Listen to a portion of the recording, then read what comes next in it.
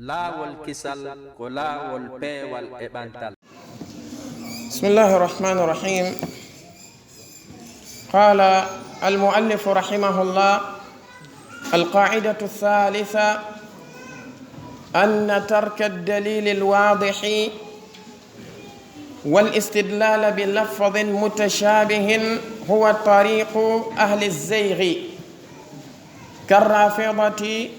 والخوارج. قال تعالى: فأما الذين في قلوبهم زيغ فيتبعون ما تشابه منه.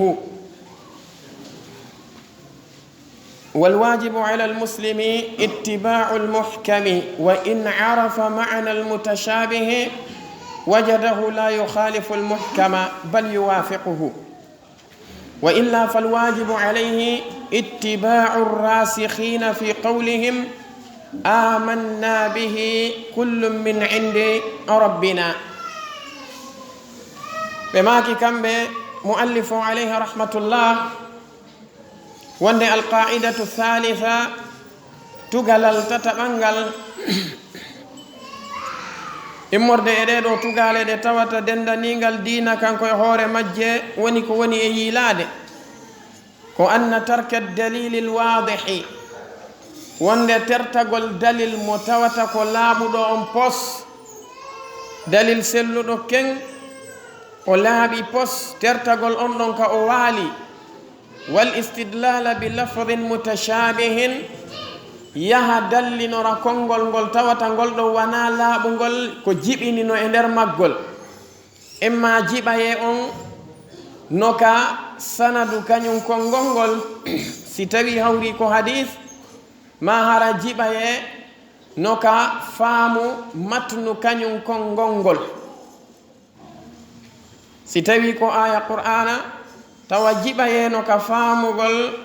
maana aya on, si ko hadith tawa jiɓaye noka maana faamugol matnu hadithe on. ɓe maki huwa ɗum ɗon tariqu ahli zeygi, ɗum ko laawol ɓeeɗo yimɓe ɓe tawata ko yimɓe oñaare nden, ɓen ɓe tawata ɓe oñike e goonga o. karrafidati, wona rafida yankoɓɓe woni ashia wal khawariji, kañumma e ɓeeɗo khawariji yankoɓe. ɓe maki ko waɗi noon qala taala, allahu towɗo o wi: fa amma alladina fi qulubihim zaygun fayattabi'una ma tashabaha minhu. ɓen ɓe tawata kamɓe noka ɓerɗe maɓɓe oñaare, ɓen ɗon kamɓe hiɓe jokkude ko jiɓini konka qur'ana, ɓe acca ɗon ko laaɓi kon ko henti kon. oɗo qa'ida ko qa'ida mo tawata ko hollowo en wondema kaɗo dina meɗen neɗɗanke on ko yo faamu ñawoje dina kan kañumma e fiyakuji dina kan fof koko waali e hoore ko laaɓi ko henti. allahu tabaraka wa taala o banginani en ka qur'anare makko teddunde, wondema ndeɗo qur'anare makko kanko tabaraka wa taala o waɗi e mayre ayatun muhkamatun hunna ummul kitabi. o waɗi goɗɗe goɗe tawata ɗen ɗon o wi wa ukharu mutashabihat, maana muɗum si innama al ayatu al muhkamat, ayeje ɗe tawata ko wiyeteɗe ɗen al muhkamat ko ɗen woni ayeje ñeñaɗe laɓɓinaɗen pos tawa jiɓa e fus ala e maana majjo. misal muɗum allahu tabaraka wa taala o wi: inna as-salata kanat ala almu'minina kitaban mawqutan. ɗon o laaɓi ka wonde julde nden tabitinde laatike e hoore gomɗinɓe ɓen ko faridda waɗanaɗo waktu kadi. ɗo ka sengo waɗɗingol, so yaari ka sengo harmingol, kanko allahu tabaraka wa taala o wi: wa ahalla allahu albay'a wa harrama arriba. o wi kanko allahu tabaraka wa taala o dagini ngeygu ngun kono o harmini riba on. sikki ɗo goɗɗo ala jiɓa e hayye hunde wonde riba no harmi ka, ko sifa ɗum ɗo wiyete almuhkamat min al ayat, tano laaɓi pos maana muɗum. amma si innama almutashabihat karmokoɓe ɓen hiɓe lurri firugol ko wiyete ko mutashabihat wana imamu Sha'bi kañumma e Sufyanu Thawri e woɓɓe go ko wonaɓe kamɓe ɓe maki si innama al ayat al mutashabihat ɓe maki hiya allati la sabila li ahadin ila ilmiha hiya mimma istaghfara Allahu tabaraka wa ta'ala bi ilmiha duna khalqihi ɓe maki ko ɗe woni ayeje ɗe tawata hay e goto ko wona Allahu tabaraka wa ta'ala wawata andude maana majje ko wawi andude maana majje wo ko Allahu tabaraka wa ta'ala ko kanko herori andugol ko honɗum woni ko o faandi e majje ɓe janti misal majje misal wana ɗeɗo ɗe tawata ko al hurufu al muqatta'a fi awaili ba'di suwari ɗeɗo hurufaje ɗe tawata ko taƴade ka fuɗɗode yoga e corteji sifa alif lam mim sifa alif lam ra sifa qaf sifa sad sifa nun sifa kaf ha ya ain sad ɗeɗo wattude muɗum ɓe maaki waqtu khuruji ya'juj e ma'juj waqtu ko saye on mbo ya'juja e ma'juja yaltata ɗum ɗon kadi ɓe wi ko Allah azza wa jalla herori ɗum ɓe wi ɗum ɗon ko jeeyaɗum e minal mutashabihat ɓe watti ɗon ilmu waqti sa'a andugol ko saye hombo dargal ngal daroto ɓe wi ɗum ɗo kadi ko hunde nde tawata ko mimma sta'thara Allahu bi ilmihi ko wana noon waqtu khuruji dabba ɗum ɗo kadi ko mimma sta'thara Allahu tabaraka wa ta'ala bi ilmihi duna khalqihi idan kamɓe ɓe maki wonde si innama al ayat al mutashabihat ɓe maki ko ɗeɗo karmo koɓe go maki wonde oye si innama al ayat al mutashabihat wana ɗe tawata ko Allahu tabaraka wa ta'ala tun herori gandal majje ko woni e nder tagore makko nde wana wonɗo o okki andugol ɗen ɗon ko waɗi noon ko ayatun tahtaju ila ruju'iha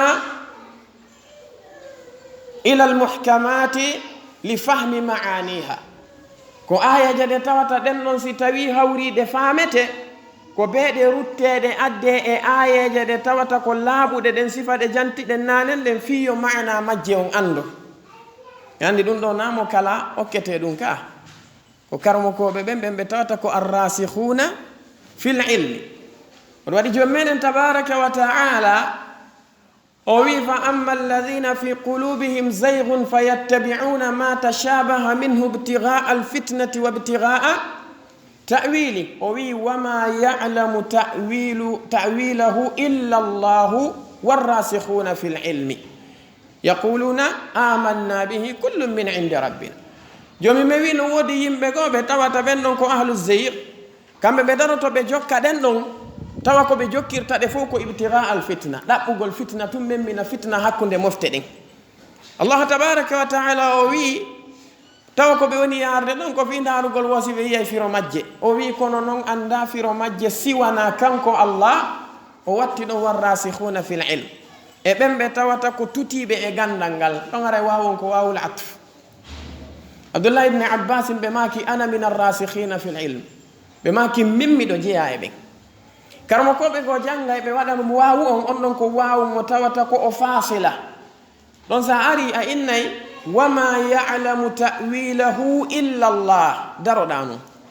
wi to yano warrasikhuna fil ilmi yaquluna amanna bihi kullun min 'indi rabbina wonde ɓeɗo ɓe tawata ko arrasikhuna fil ilmi kamɓe la yattabi'una almutashabihat ibtigha'a alfitnati bal yaktafuna wa yaquluna amanna bihi kullun min 'indi rabbina ɗo ko maana immo maana arano on ko wonde wama ya'lamu ta'wilahu illa Allah warrasikhuna fil ilm maana ɗimmo on ko wama ya'lamu ta'wilahu illa Allah ay wahdahu warrasikhuna fil ilmi hum aidan la ya'lamuna ta'wilahu hada huwa al ma'na الثاني إذن كم بنكر مكوبة بما كسي إنما المتشابهات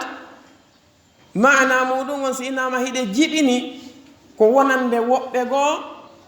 ko ko wona woɓɓe goo arrasikhuna fil ilmi kamɓe ɗen ɗon ayeje ɗe jiɓanaki ɓe wonnon hiɓe mari gandal moɓidirirgol ɗe ha gasa ɓe inna ko ɗum ɗo woni mana o famige karmokoɓe goo yarini bal karmokoɓe goo ari ɓe maaki wonde alqur'anu kulluhu muhkamat qur'anare nden nde fop ko nde muhkamat wonde mutashabihi alato ɓeni allahu wi kitabun uhkimat ayatuhu thumma fussilat min ladun hakimin khabir kitab ɓeni alqur'an o wi ko deftere nde tawata ñeñama ayeje mayre o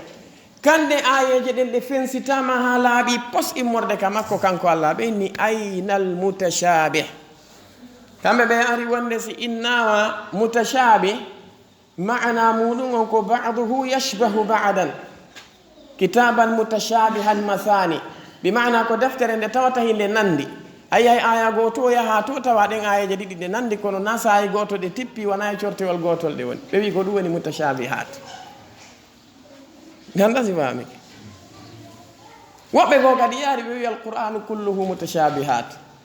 ɓeyni dalil jomi mi wi allahu nazzala alqur'ana kitaban mutashabihan kanko tippini qur'anare nden o waɗi nde deftere nde tata ɓe wi mutashabihan awa nde fof ko nde jilɓude si on tigi jangali o okkaka gandal o wawata andude ko fanda e mayre kono ko ɓuri sellude e konguɗi karmokoɓe ɓen ko wondema jomi meɗen tabaraka wa ta'ala ko o fandi kon o wi kitabun uhkimat ayatuhu summa fussilat min ladun hakimin khabir ɗum ɗon ko fi ɗen ɗe tawata ko ayeje ɗen al ayat al muhkamat ɓe maki amma kanko tabaraka wa ta'ala ko o wi ɗon kitaban mutashabihan maana muɗum on ko ayat ba'duha tashba'u ba'dan mathani bima'ana ko filli fillinnare donc ɗum fanda mutashabihun amma ko ari ɗo kon o wi kanko tabaraka wa ta'ala o ɓangini wonde minhu ayatun muhkamatun hunna ummul kitabi wa ukharu mutashabihat ɓe maki ɗon ko fanda ɗen ɗe tawata ko al ayat al muhkamat ko ayatun la tahtaju ila ghayriha li fahmi ma'aniha أما الآيات المتشابهات هي التي تحتاج إلى غيرها لفهم معانيها فاهمين ودون بوري سلو دي جوني نو ودي يمبه غوبه تواتا كو أتشاي بالآيات الواضحات المحكمات بيهنا الآيات المتشابهات ليستدلوا بها جوني مثال ونجوم من تبارك وتعالى ووي إن الصلاة كانت على المؤمنين كتابا موقوتا فهذه آية محكمة واضحة أليس كذلك؟ بلى بدارو يوغو دارو دو ناونا تا إلا دي نسلكين ما دون وهما بروغرام غو e programme ji ɗi tawata ko jokkudi mo kanko neɗɗon e sengo aduna makko ngara mo ɓitti e majji o daro ina ɗo fi julde nden no metti fi e ko waɗi noon mi ala taqa e daro ɓeyna allahu o wi fattaqullaha mastata'tum la yukallifu llahu nafsan illa wus'aha idan anta as-salatu laysat wajiba alayka utrukha famige ɓeɗo tarakul muhkamat واستدلوا بماذا بالمتشابهات نفهم هذا ما نودي يمبي ولا يبدو كوانا نون سندتي أهل الزيغ وانا بماكر نصف الروافض والخوارج سيلتي كما بكم بأهل الأهواء والبدع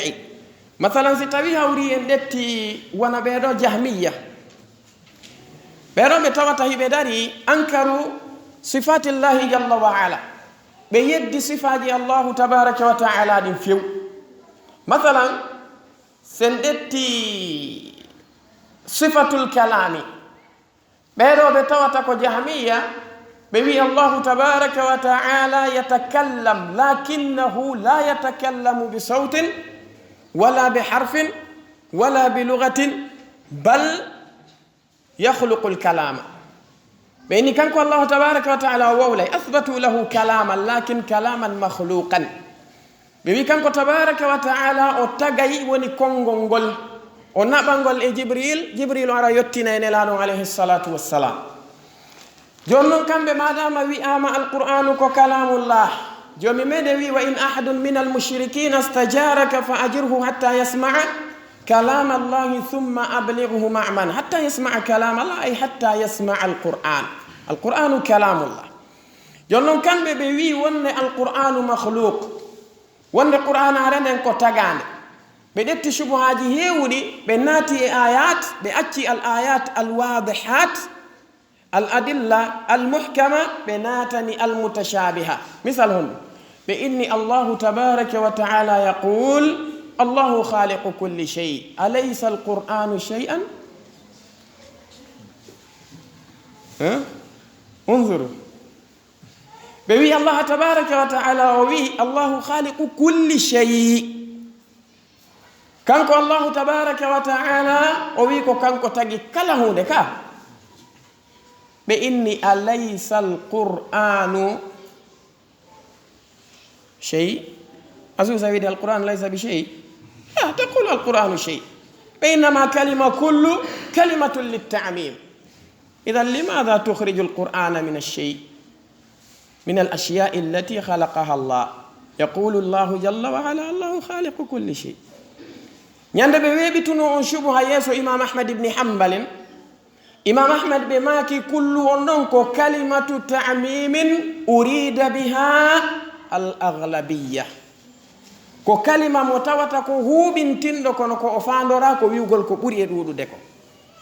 imam ahmad ɓe maaki allahu tabaraka wa ta'ala o wi qul ayu shay'in akbaru shahadatan qulillah. قل أي شيء أكبر شهادة قل الله. الله عز وجل قال لنفسه شيء أتقول هو خلق نفسه فأبطل حججهم الداحضة. أي كم بجوجتي المتشابهات kono imam ahmad ibn hanbal ɓe bonni ɗum ɗon kisanko laaɓi pos. ɓe gayni ɓe arti ɓe makani mo joomi meɗen tabaraka wa ta'ala lamma arsala riha ila qawmi man, ila qawmi lutin. kanko joomi meɗen o wi tudammiru kulla shay'in bi idni rabbiha. hal dammarat as-samawati wal arda? la, ma dammarat as-samawati wa ma dammarat al arda. idan on ɗon kalima kullu fi hadihi al mawadi'a ko kalimatu ta'mimin kono urida biha al khas. famade moƴƴa. hada al mithalu al awwal. al mithalu athani, si tawi hawri en detti alhaali maɓɓe o lamma ankaru ru'yata almu'minina li rabbihim tabaraka wa ta'ala yawma alqiyama kadhalika istadallu bi ayatin fi alqur'ani lakinnaha mutashabihat amamahum. ɓe dari ɓe wi wonde dalil maɓɓe on gomɗinɓe ɓe yi'oyta allahu subhanahu wa ta'ala. ɓe wi annabi musa kalimullahi musa wa huwa rasulun nabiyyun kallamahu allahu jalla wa ala bila tarjuman. annabi musa ɓe maaki rabbi arini anzur ilayka qala lan tarani walakin انظر ila aljabali fa in istaqarra makanahu fasawfa tarani falamma tajalla rabbuhu liljabali ja'alahu dakkan wa kharra musa sa'iqan. ɓe wi allah tabaraka wa ta'ala qala li musa wa huwa nabi wa huwa rasul wa huwa kalimuhu lan tarani. lan harfu nasbin wa nafyin. aya nafyin? ɓe wi nafi abadi ka. lan tarani ay la fi dunya wala fi l'akhirati wala fi ljinan. wa idha kana allahu azza wa jalla nafa arru'yata an musa fa kayfa bina nahnu lasna anbiya'a hatta nakuna min almursalin. شبهة الواحدة أي الأولى. والشبهة الثانية بدري بأن يقول الله تبارك وتعالى لا تدركه الأبصار وهو يدرك الأبصار. كانكو الله أوي هبين تاكو مو جيتي كانكو نونهي مو هبين دي جيتي دين فو ماجي أوي لا تدركه الأبصار وهو يدرك الأبصار. هذا في الدنيا وفي الآخرة. شبهات. karamo koɓɓe ɓe maaki ahlusunnati waljamaa ɓe wi allah tabaraka wa taala o wi wujuhu yawma idin nadira ila rabbiha nadira ila rabbiha nadira o wi wonde geece goo no woodi ñalande dargal ɗe wona geece jalbuɗe rawnuɗe labaɗe tawa hiɗe ndaarude joomi majje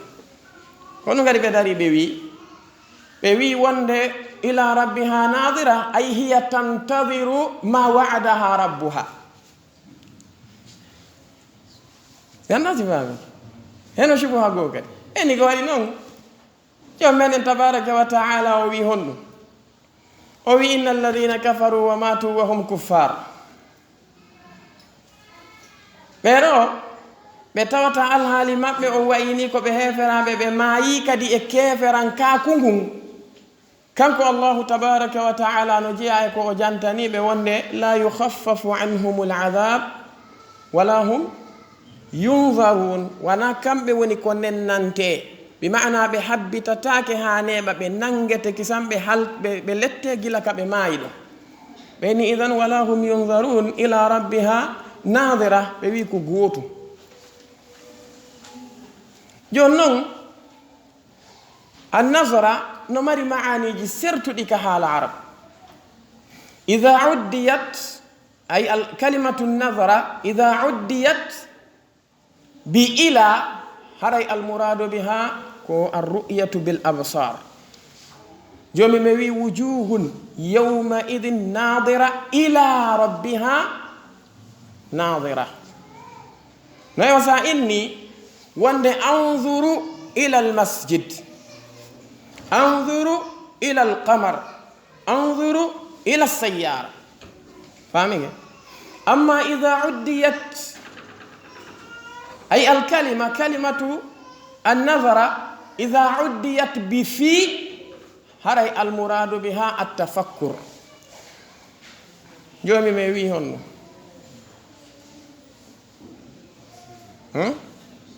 أفلا ينظرون في ملكوت السماوات أي أفلا يتفكرون ويتدبرون في ملكوت السماوات دون نادار غونغ ما معنى joni noon si tawi kañum kalima o ari ma uddiyat bi chey o ɓaraka hay e hunde ɗon haray almuradu biha ko fanda ko al intidar wala hum yunzaruna ɓe wonali ɓe tawata ko habbiteteɓe nennane famige moƴƴa joni noon karamo koɓɓe ɓe maaki sen detti on ɗon aya abdullah ibne abbas radiallahu anha ka firugol on aya ila rabbiha nadira kamɓe ali ibni abi talib e oɗo e said ibne almusayyib kamɓe ɓeɗo tato ɓe maaki ko fanda ɗon ko darugol ru'yatu lmuminina rabbahum tabaraka wa taala yawma alqiyama nelano alayhi salatu wassalamu ɓe maaki كالله تبارك وتعالى ويد للذين أحسنوا الحسنى وزيادة بماكي وند الزيادة الحسنى كو الجنة والزيادة كو النظر إلى وجه الله جل وعلا كونانو كان كو الله تبارك وتعالى فيها كبيرو هفرامه وي وند كلا إنهم عن ربهم يومئذ لمحجوبون الكفار لا يرون الله عز وجل إمام الشافعي بماكي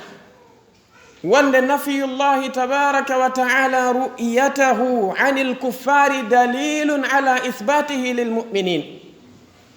على إثباتها للمؤمنين عفوا ريو قل مكو يئو قل مكو قل بيدو هفرابي يئو مو رنكو دليل تبنتنا قل رنكم دمبي elaɗo sallllahu alayhi wa sallam ɓe jooɗodi e sahaba ɓen sahabajo goto landiɓe hal nala rabbana yawma alqiyamati ya rasulallah hadis jarir ibni abdillah albajali ka kamɓe nelaɗo sallllahu alayhi wa sallam ɓe maaki hal tarawna hatha alqamar taw siɗo rentingueɗo nangue e nduɗo lewru jemma ɗo sahaba ɓe maaki nam ɓe maaki innakum سترون ربكم يوم القيامة كما ترون هذا القمر ليلة البدر لا تضامون في رؤيته. الحديث في الصحيح كان بنلانو عليه الصلاة والسلام بماكي باو يلاندك بأمن ميي ويجومي من يلان درنغل بماكي أنه دورنتين دولي ورنيني بويه بماكي ويئيرو يايمو كانكو الله عز وجل يلان درنغل wana wondonge yirude nduɗo lewru ñande 13 on ɓiƴondirta goto e mo wirnata o yafi yiwgol lewru ka ko non goto e mo ɓiƴoyta o yawirnata mo fi yi'egol joomi moɗon tabaraka wa taala onon gomɗimɓe ɓe jon noon ɗiɗa subuhaji ɗi ɓe jogiti lantarani si lan ari wona nokkeli ɗin fof o wonata nafiyu abadi si tawi ko hollata wonde waɗoyay ari nafiyu on iway e abadi yantaqilu nafiyu من الأبدية إلى ماذا؟ إلى التأقيت وني نفي مؤقت فهماني؟ إذا لن تراني أي في الدنيا ثم تراني في الآخرة لماذا؟ لسائر النصوص المثبتة لرؤية الله تبارك وتعالى لرؤية المؤمنين ربهم تبارك وتعالى. إذا لن أنظر أوي أمو وندي wana o nafiyul abadi ko o nafiyul muaqqat sabu non ayeji artude fi dum den kanyum may hadithaji arde amma ka be wiida la tudrikuhul absar wa huwa yudrikul absar karmo ko be maki wana imam ahmad en no makiri non e cheikh fawzan be makiri non be maki al murad bil idrak fi hadhihi al aya ko al ihata ay la tuhituhu al absar ko hubi dagol mongol gite de wata mo yiwde o fof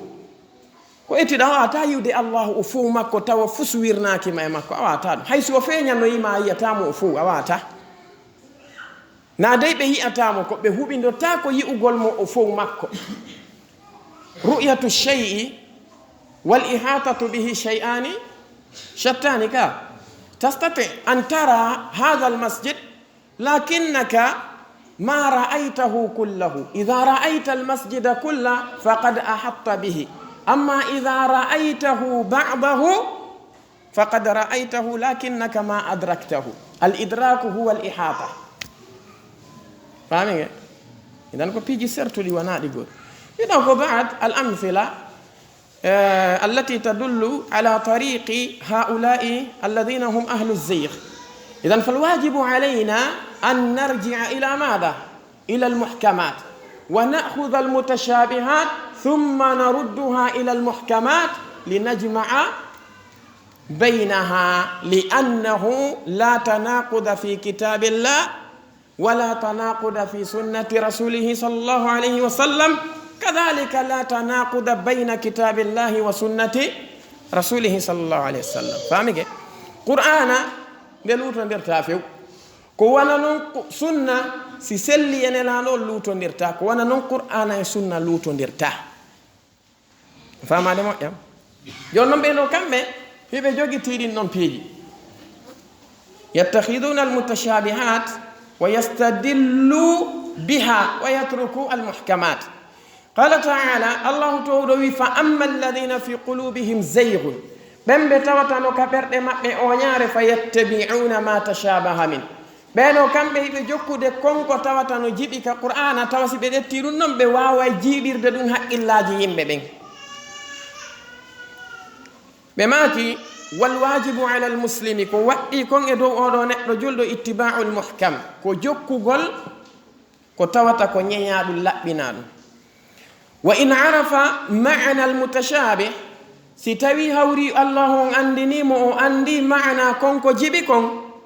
o wajadahu o taway konko woni mutashabih don la yukhalifu al muhkama lutondira e konko nyeyaadon bal yuwafiquhu no feppondiri mun tigi sifano jantorden do ni nane Allahu khaliqu kulli shay en foye yi onde Allahu khaliqu kulli shay'in qur'ana nata der ton ka na ko fo nati der ton ka parce que alqur'anu ko kalamullah ko sifatun min sifatillah famane mo ko sifaji hado e sifaji Allah subhanahu wa ta'ala ko ngudi Allah din nata gaadi dey sabu ɗum waɗi nelaɗo alayhi salatu wassalam kana yastaidu bi kalimati llah li annaha gayru makhluqa law kanat makhluqa lama jaza lahu an yastaida biha ka li annahu la yajuzu walla la tajuzu al istiadatu bi makhluqin dagota ko yo goɗɗo molor ko taga jon noon si nelaɗo alayhi salatu wassalam ɓe maki yaudu bi kalimati llahi tammati hada dalilun ala anna kalimati llahi gayr makhluqa to famade moƴƴa aywa ɓe maki wa illa si tawi kanko neɗɗo noon o famali almutashabih o famali almutashabihat wona yo yuuɗi sella dey so famali ɗi na yo innu wonaka allahu ɗi iwri dey si o famali ɗe wata ukko e majje ɗon haray falwajibu alayhi ko waɗɗi kon e dow makko ittiba'u rasikhina fi qawlihim ko jokkugol ɓen tutiɓe ka gandal e konngol maɓɓe ka ɓe wi ɗon amanna bihi kullum min indi rabbina min gomɗini ɗum fop ko immorde ka joomi amen min andi ma'ana on min anda ma'ana on kaka allahu iwri alif lam mim ko ka allahu iwri alif lam ra kaka allahu iwri sad ka makko iwri kaf ha ya ain sad fo kaka makko iwri fi kala min anda ma'ana muɗum amanna bihi kullum min indi rabbina famine idan ɗum noon ko hunde nde duwaɗen faamude ɗum noon foti kaka deftere allahu tabaraka wa taala foti kaka sunna nelanon alayhi salatu wassalam neɗɗo on ko yo tuugino e ko laaɓi kon pos ko manaji muɗum ɗin laaɓi kon si tawi hawri o yii konko tawata no jiɓi o yiida e karamo koɓe ɓen ɗon ɓe wallitotomo ɓe hollamo wonde ɗum jiɓano laaɓi pos si ɓe tindinimo ɓe hollimo ko honno salafu gollirno ɗum ɗon o jogito ɗum ɗon na yo ɗaɓɓito yimɓe ɓiɗaɓe ndey ɓen ɗon hollamo ɗum na ɗum ko tanaji tum ɓe addantamo par ce que si ko hadisaje ɓe moƴƴina hadisaje penale ɓe wallino ma ɗum hadisaje selluɗe ɗen ɓe fira e majje ko tawata na noon firirte ma ɓe taƴa ɗe ɓe itta geɓal goo ɓe acca geɓal goo famade moƴƴa ndoko ko hanuɗen famude a yi karamokoɓe ɓen ɓe windi defte wana ndeɗo wiyetende mushkilu al athar bi mana batteji arɗi ɗin kono tawa iskal no e majji ko honno ɗi famirte no ara hadisaje goo sa jantanama de an tigui taw jiɓoɗa andude misal mo ndaren ka sahihain hadis abi hurayra allahu tabaraka wa taala o immini malakul mawti ɓe ari ka annabi musa alayhi salatu wassalam li qabdi ruhihi fi jaɓugol ruhu annabi musa malakul mawti ardi mbaadi ɓi adama fa wakadahu musa annabi musa bantiɓe ɓe bonni ɓe fusi yiitere maɓɓe nden kamɓe malakul mawti hadis on fi sahihayni min hadithi abi hurayrata radiallahu anhu malakul mawti yiltiti ɓe hooti ka allahu azza wa jalla ɓe wi he joomi o jeyaɗo maɗo mi tawimo kono heblanaki mayde ni o falaka mayde tagu makko fewn ɗo o mayata allahu tabaraka wa taala malakul mawti toriɓe allahu watti yitere maɓɓe nde kanko allahu azza wa jalla o wi yahu ha tawamo kanko musa innamo ko awwoni malakul mawti ko min nelma fiya arɗetta ruhu makko o joni noon landoɗamo si tawi hawri mo faala fewn ɗo ɗetta si tawi o faalaka fewn ɗo simo yiɗi yo ɗettu jungo makko ngon newre nden o fonta nde o wallina e hoore guri e ngaari nagge yeru ittiri leeɓi adadu leeɓi ko juuɗe makko ɗen fawi e hoore muɗum kon walla jungo makko ngo fawi e hoore muɗum kon o wuura e waɗan ɗon gurdam tawi ko ɗum o faala malakul mawti ari e humpiti ɗum annabi musa alayhi salatu wassalam annabi musa ndaari ɓe maaki hinon malakul mawti sini wuuri yeru ɗin ɗon leeɓi fof summa maha bada dhalika malakul mawti maaki al mawt ɗum noon si timmi ko mayde nden nayi ko ɓe yaha ɓe maaki awa ɗettu kisa idan ulama ɓe maaki hihi allah tabaraka wa taala goo malakul mawti ko honno annabi musa fusiri ɓe yitere ko ɓe ardi kon taw ko suura bani adama ɓe ardi goo annabi musa anda ko kamɓe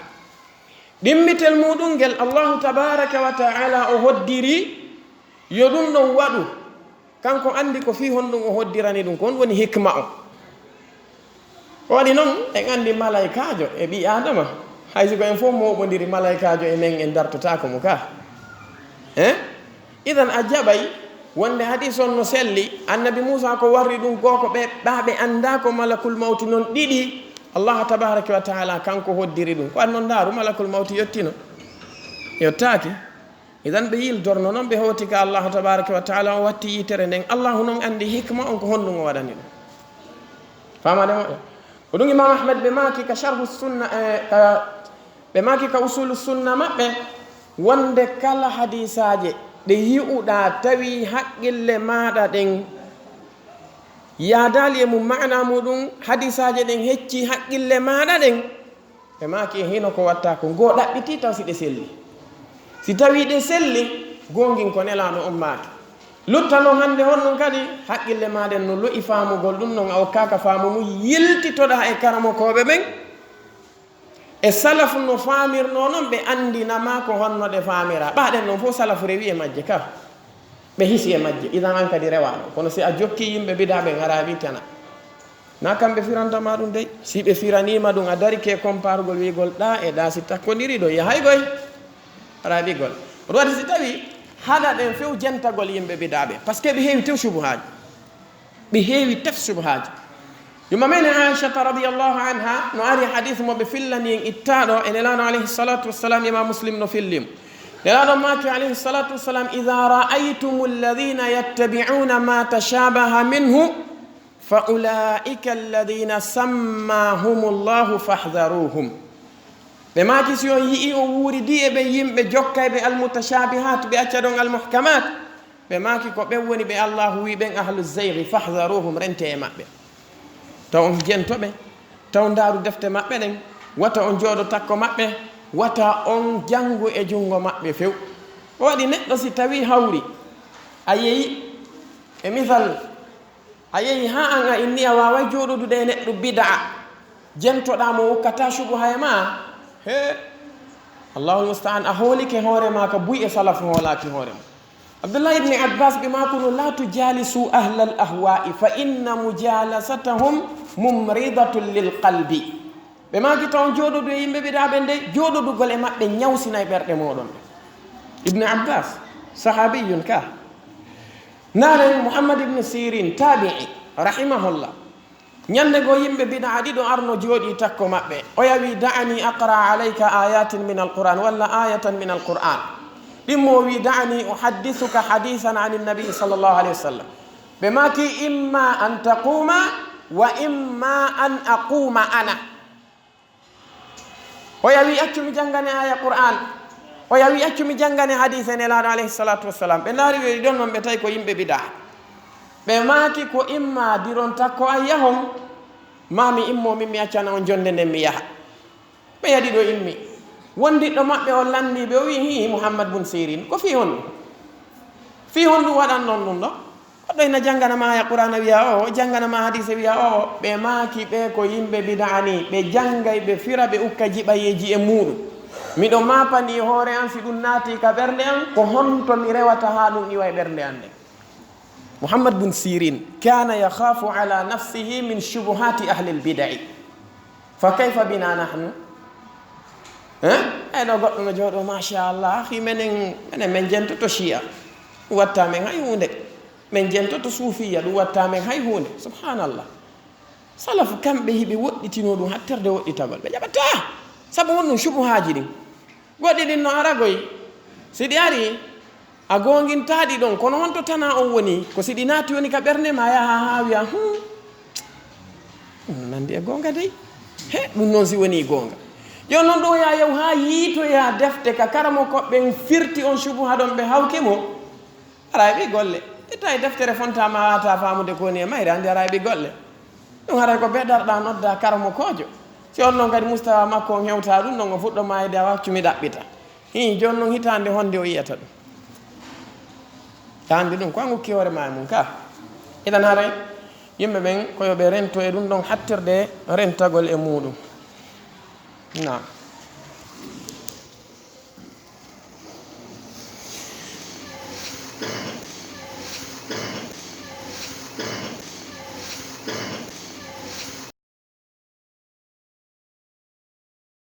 laawol kisal ko laawol peewal e ɓantal.